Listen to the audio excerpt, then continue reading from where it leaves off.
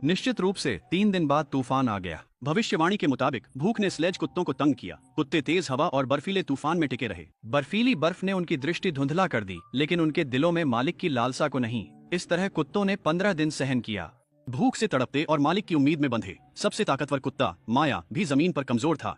भूखे रहने की वजह से वे ठंड को सहन करने में असमर्थ हो गए और ठंड ने भूख के दर्द को और भी बढ़ा दिया।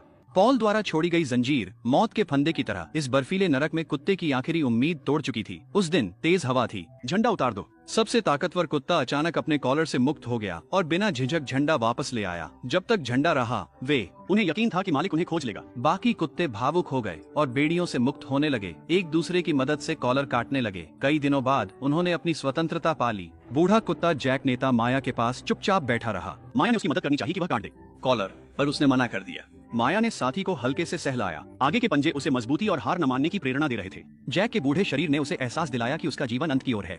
वह बोझ नहीं बनना चाहता था और उम्मीद करता था कि वे जल्दी से कहीं और खाना ढूंढ लें। माया ने जैक के इरादे समझ लिए। उसने विदाई में उसके माथे को चाटा। समूह की नेता होने के नाते उसे अन्य कुत्तों को बर्फीले मैदानों पर जीवित रखने के लिए आगे बढ़ाना था। वह भारी मन से ही जैक को पीछे छोड़ सकती थी। मालिक की यादों में खोए बूढ़े जैक ने बर्फीले मैदानों पर हमेशा के लिए आंखें मूंद ली। जब माया समूह के पास पहुंची तो उसने उन्हें सीगल के झुंड का शिकार करने की तैयारी में पाया। हालांकि युवा मैक्स की तेज भौंक से सीगल्स डर कर उड़ गए। जीवनदायी भोजन गायब होते देख माया गुस्से में थी, लेकिन उसने मैक्स को दोष नहीं दिया। सौभाग्य से सीगल ज्यादा दूर नहीं गए थे। माया ने तेजी से काम बांट दिए। साथियों को 2 समूहों में विभाजित कर विपरीत दिशा में इंतजार करने को कहा, जबकि मैक्स को वहीं रुकने का निर्देश दिया।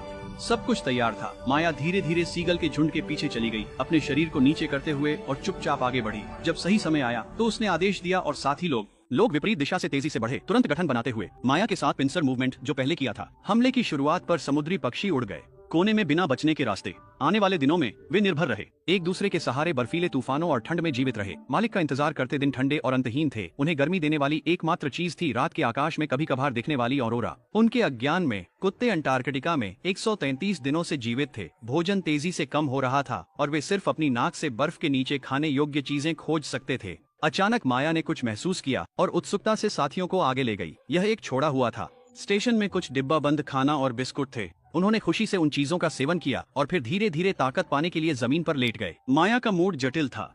अब तक उन्होंने 2 साथियों को खो दिया था और वे एक आपूर्ति स्टेशन नहीं पा सके। हर सर्दियों में अंटार्कटिका जहां जीवित रहना अनिश्चित था, वे आगे कहां जाते। हालांकि इन कठिन 4 महीनों के दौरान पॉल वह माया से किया वादा नहीं भूला। उसने अंटार्कटिका लौटने की हर कोशिश की, लेकिन उनके सारे अनुरोध ठुकरा दिए गए। प्रबंधन ने कई बहानों से